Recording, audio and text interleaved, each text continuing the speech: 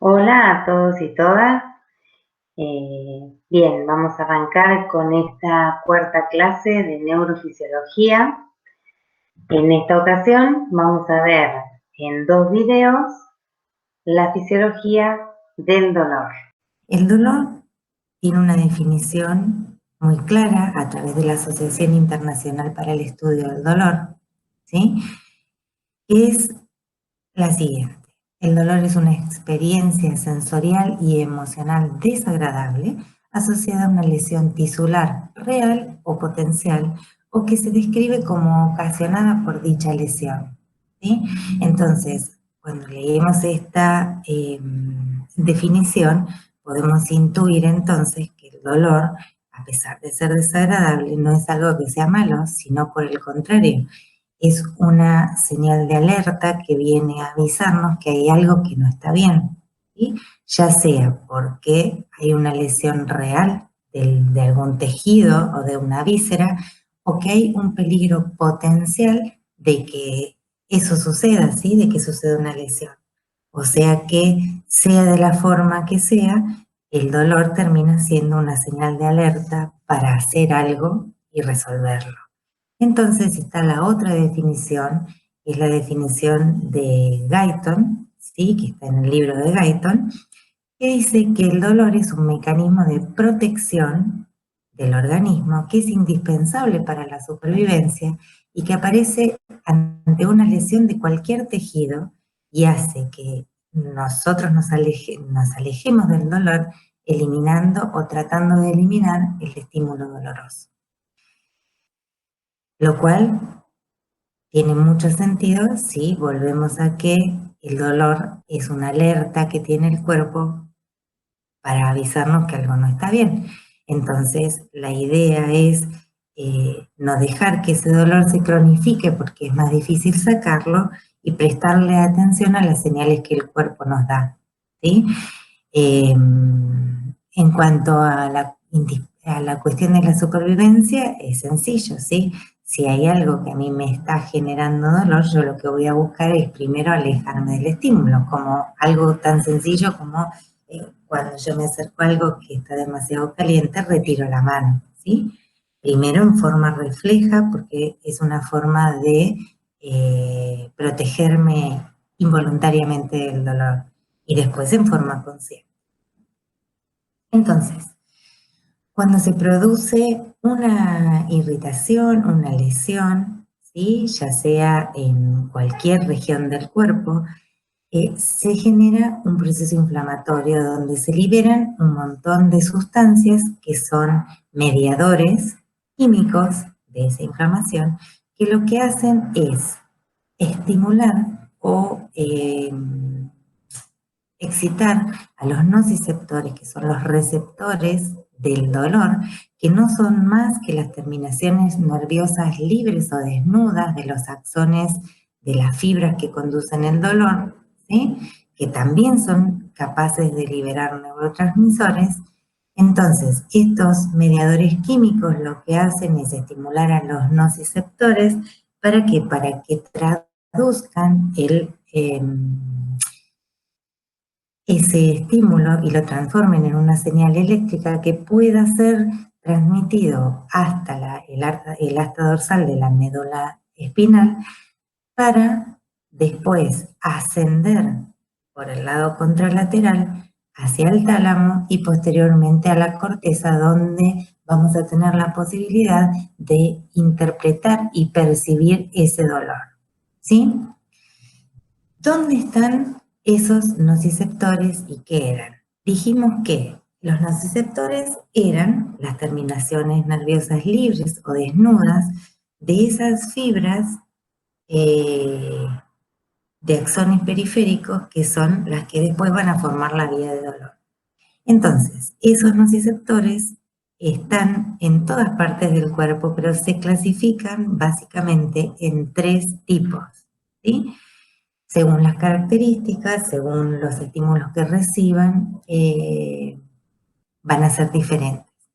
Entonces, hay receptores cutáneos, ¿sí? Receptores que están en la piel, que son terminaciones libres que están a nivel de la...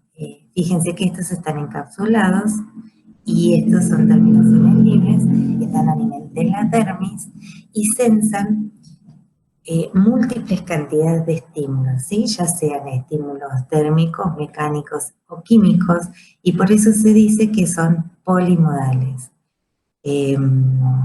Los receptores músculo-articulares también tienen de los dos tipos de receptores, que ahora vamos a ver a qué tipo de receptores me estoy refiriendo, según la fibra de la que provengan, ¿sí? Los músculos articulares también tienen receptores.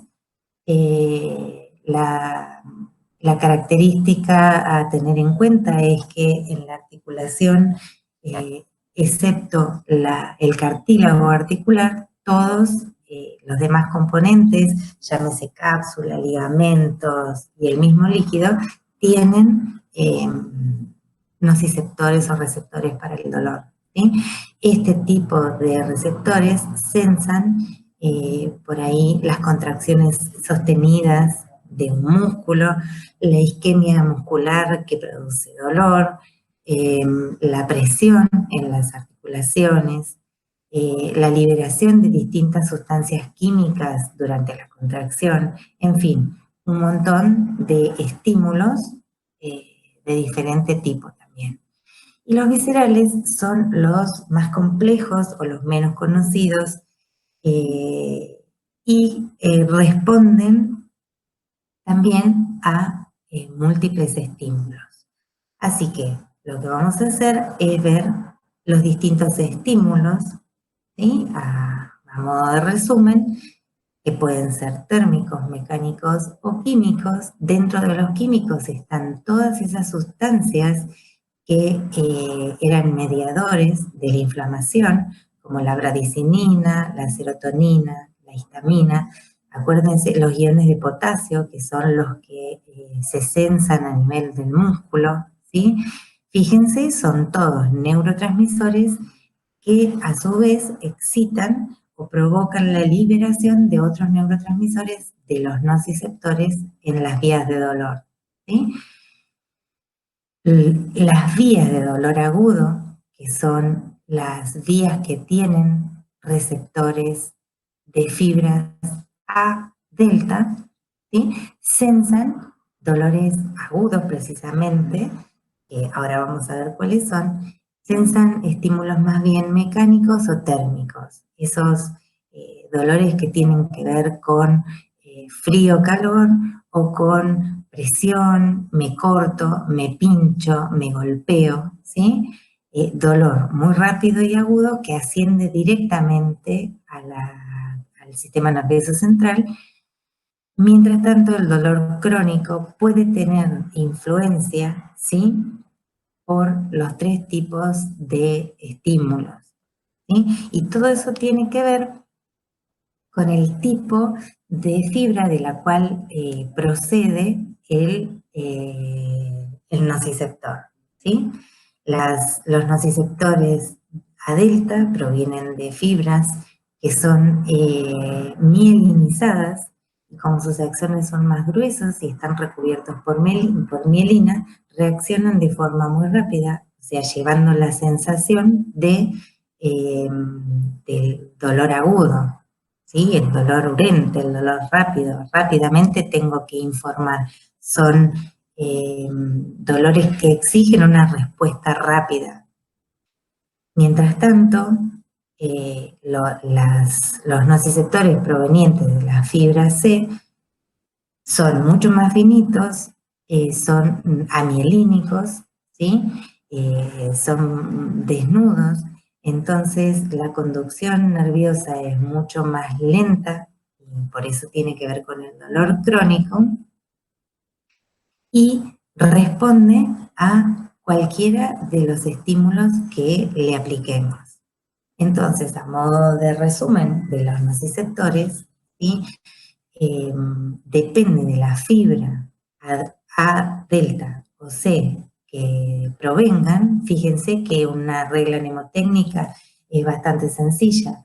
A es de agudo, C de dolor crónico, ¿sí? Si podemos interpretar, ahora en el segundo video vamos a ver los tipos de dolores más definidos, más específicos que hay, pero a grandes rasgos el dolor agudo es un dolor rápido que está transmitido por fibras mielínicas gruesas, que son muy rápidas y que, por último, también tiene la posibilidad de liberar neurotransmisores. En este caso, las vías de dolor rápido transmiten un neurotransmisor por excelencia, que es el glutamato, ¿sí? Que actúa rápidamente, pero también se agota rápidamente. Acerca de los tractos, ahora vamos a charlar. Por ahora sepan que las fibras A delta son las fibras que van a componer el haz neoespinotalámico de la vía espinotalámica que lleva la información de dolor hasta el sistema nervioso central, ¿sí? Por su parte, las fibras C informan acerca del dolor lento o crónico. Sus fibras son mucho más finitas, más chiquitas, no tienen mielina, por lo tanto su velocidad de conducción es muy lenta y tiene principalmente como neurotransmisor a la sustancia P, que se libera bien lentamente. También tienen glutamato, pero dijimos, en este caso, ¿sí? En esta vía paleoespinotalámica van a estar los dos tipos de transmisores. Lo que pasa es que el glutamato se va a consumir rápidamente en la hendidura sináptica y el que va a seguir liberándose y generando acción va a ser la sustancia P. Entonces vamos rapidito a ver la vía espinotalámica, que es la vía que va a conducir el dolor hacia el sistema nervioso central, ¿sí? Espinotalámica es una vía sensitiva, por lo cual tiene 3 neuronas, una neurona que va a estar en el ganglio dorsal de la médula espinal, ¿sí? Primer neurona, una segunda neurona que va a estar en el asta posterior de la médula espinal, ¿sí? Y una tercera neurona que va a estar a nivel del tálamo, ¿sí? Y que va a llevar sus proyecciones hasta la corteza cerebral, ¿sí? Esa corteza cerebral es la corteza postcentral, área 321 de Brodmann, o área de la sensibilidad somática, el área 1 de la sensibilidad somática, perdón, y también el área 2 de la sensibilidad somática, que son las áreas 5 y 7 de Brodmann, con la representación de su homúnculo sensitivo que ya deben haber visto en anatomía. Ahora bien, cuando esa vía espinotalámica asciende, lo hace a través de dos haces, ¿sí?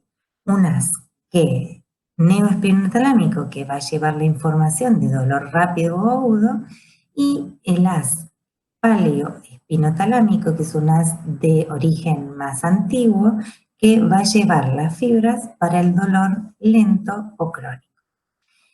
La diferencia va a radicar en qué lugar del asta dorsal hacen la sinapsis y en qué lugar termina la vía para saber cómo es la localización del dolor y la capacidad de sentirlo, ¿sí? Entonces, dijimos que las fibras de dolor rápido respondían a estímulos mecánicos o térmicos, ¿sí? Y que eran provenientes de los nervios periféricos de las fibras A delta, ¿sí? Entonces, la primera neurona de esta vía se encuentra en el ganglio de la raíz dorsal y hace sinapsis con una segunda neurona que está dentro de la asta dorsal de la médula espinal, sobre todo a nivel de las láminas 1 y 5, ¿sí?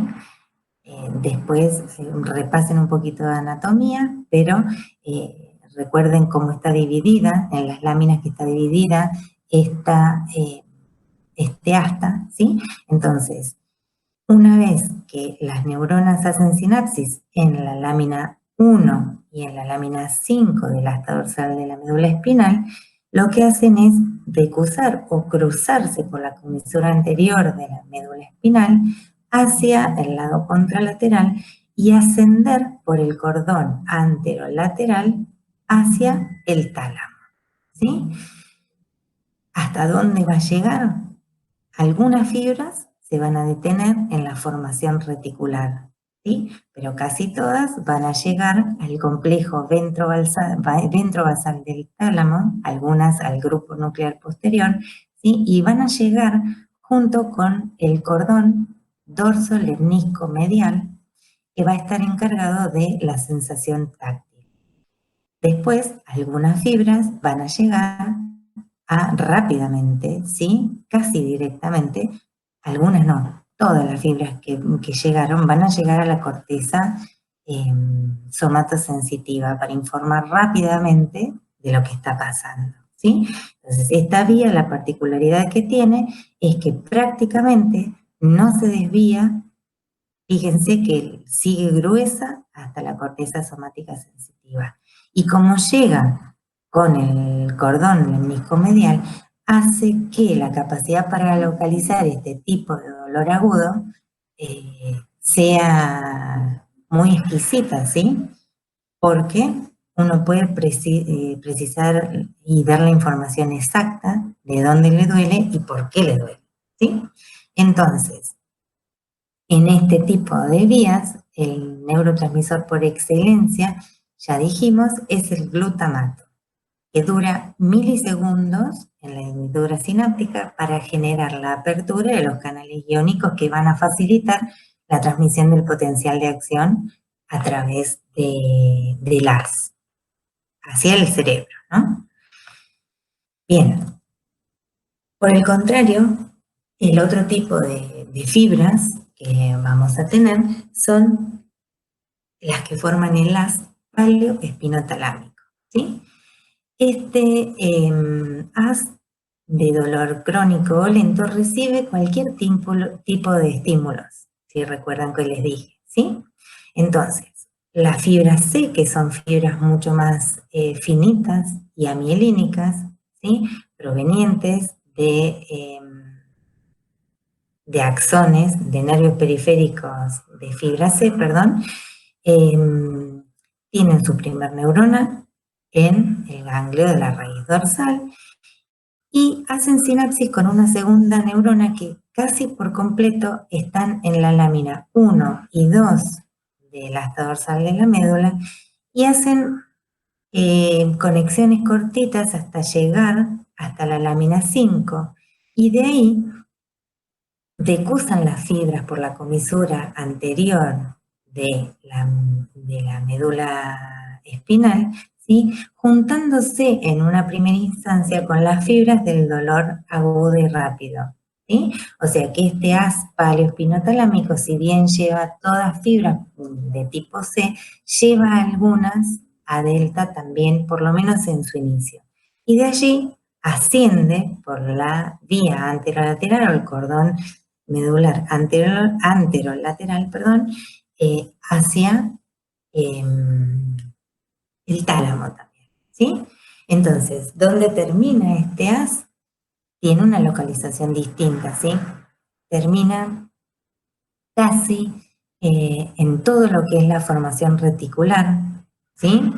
Y llega hasta las regiones basales del cerebro, ¿sí? Tálamo y hipotálamo, con conexiones muy difusas, ¿sí? Muy difusas y polisinápticas, lo cual hace que la localización o la capacidad para localizar este dolor sea mala, ¿sí? Los dolores, por ejemplo, de una patología oncológica, un dolor abdominal, un dolor en el brazo, es muy difícil que el paciente pueda precisar de dónde viene o cuál es el origen, ¿sí?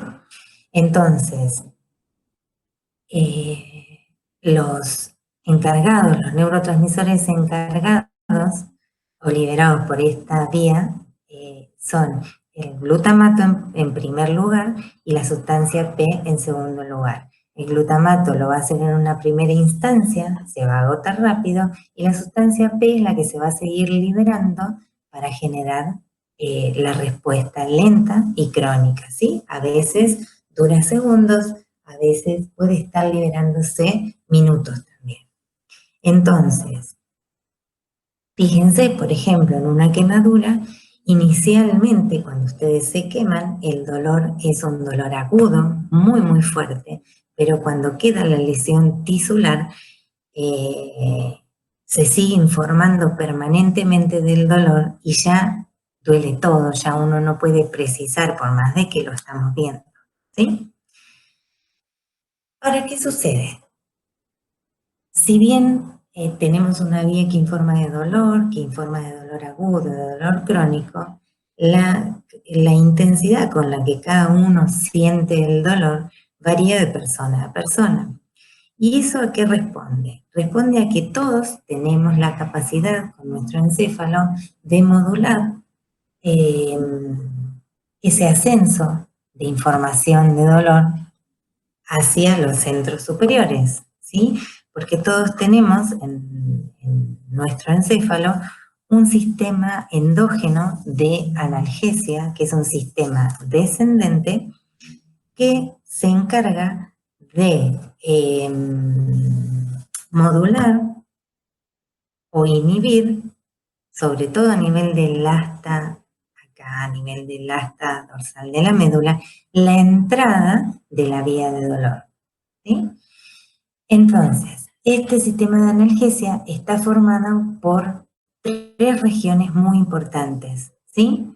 Uno es la región perisilviana, alrededor del acueducto de Silvio, y las áreas periventriculares del mesencéfalo, ¿sí? Acá están las primeras neuronas, que hacen contacto con un segundo grupo de células que está en el núcleo magno del RAFE, en la parte inferior de la protuberancia, y el núcleo paragigantocelular, que estaría más lateral, acá en la protuberancia, para finalmente hacer sinapsis descender y hacer sinapsis con neuronas que están en el asta dorsal de la médula, y lo que hacen es liberar neurotransmisores que lo que van a hacer es ponerle un freno a esa sinapsis segunda, a la primera sinapsis, perdón, que tenía la vía de dolor, ¿sí? Entonces, cuando esta primera neurona intenta hacer sinapsis con la segunda neurona que estaba en el asta dorsal, hay interneuronas, ¿sí?, que son secretoras de sustancias inhibidoras, que lo que hacen es modular o frenar esa sinapsis para que la vía no ascienda, ¿sí? ¿De qué manera? No permitiendo que se liberen los neurotransmisores, ¿sí?, que son los encargados de generar esa sinapsis. Entonces, ¿a través de qué lo hacen? A través de neurotransmisores. ¿Cuáles son esos neurotransmisores? Son principalmente la serotonina y las encefalinas. La serotonina se cree que tiene la capacidad de facilitar que se secreten encefalinas. Y las encefalinas se cree más aún todavía que el mecanismo de acción es inhibir tanto presináptica como postsinápticamente a las fibras, tanto C como a delta, cuando ingresan a la médula espinal. ¿De qué manera? Lo que hacen es bloquear, ¿sí? Una vez que se liberan a la hendidura sináptica, lo que hacen es bloquear los canales de calcio. Si ustedes recuerdan en la clase que yo les di de sinapsis, esos canales de calcio, cuando se abrían y habilitaban la entrada de calcio al terminal presináptico, lo que hacían era habilitar la liberación del neurotransmisor hacia la hendidura sináptica. Entonces, si las encefalinas, junto con los opioides como la morfina, por ejemplo, inhiben o bloquean los canales de calcio en el terminal presináptico, sobre todo, no se libera ni el glutamato ni la sustancia P, con lo cual estaría inhibido el ingreso o la transmisión o esta sinapsis primera, que es la que inicia la sensación de dolor, ¿sí? Entonces, este sistema endógeno de analgesia tiene la propiedad de modular o de inhibir el ingreso de la vía de dolor hacia el sistema nervioso central, ¿sí? Por otro lado, tenemos opiáceos u opioides naturales en el encéfalo, que son las endorfinas y las encefalinas. Más precisamente, en realidad no vamos a hablar de los precursores para no hacer tan extensa la clase, porque se lo van a olvidar dentro de un rato, ¿sí? Pero esos opioides, junto con el sistema de analgesia que yo les mencioné, que eran las células, las neuronas descendentes, ¿sí? Que inhiben la entrada en el asta dorsal, junto entonces con los opioides, este sistema llegan prácticamente a suprimir casi por completo los impulsos nerviosos que llevan la señal de dolor al cerebro, ¿sí? Bien, otra forma que tiene el sistema nervioso de modular esa respuesta es ante la inhibición lateral mediante sensaciones táctiles simultáneas, ¿sí? Fíjense, en esta imagen ustedes tienen las fibras A beta, que son las que llevan las sensaciones táctiles, que son bien gruesas y mielínicas, y estas dos son las fibras del dolor. Estas son las fibras C, que son amielínicas, y estas las fibras A delta. Entonces, ¿qué sucede? Si simultáneamente se aplica un estímulo táctil, ¿sí? Y se estimula a las fibras grandes A betas, procedentes de receptores táctiles periféricos, se puede deprimir la transmisión de las señales de dolor procedentes de la misma región corporal. Entonces, eso explica por qué cuando uno se pincha o se golpea, enseguida se frota fuerte la mano para que pase el dolor, y pasa, ¿sí? Por lo menos en el momento en que se están estimulando simultáneamente, la información de la piel, de los receptores táctiles viaja más rápidamente que la sensación de dolor, y por eso explica esta teoría, ¿sí? Por otro lado, se inhibe a nivel de la dorsal lateralmente a la vía de dolor a través de neurotransmisores, y eso es la teoría de la compuerta. Así que esta inhibición lateral explica entonces por qué el roce, por qué un masaje, ¿sí? Alivia el dolor. Entonces nos da una idea de cómo empezar a trabajar. Hasta acá vamos a dejar este primer videito, ¿sí? Y vamos a continuar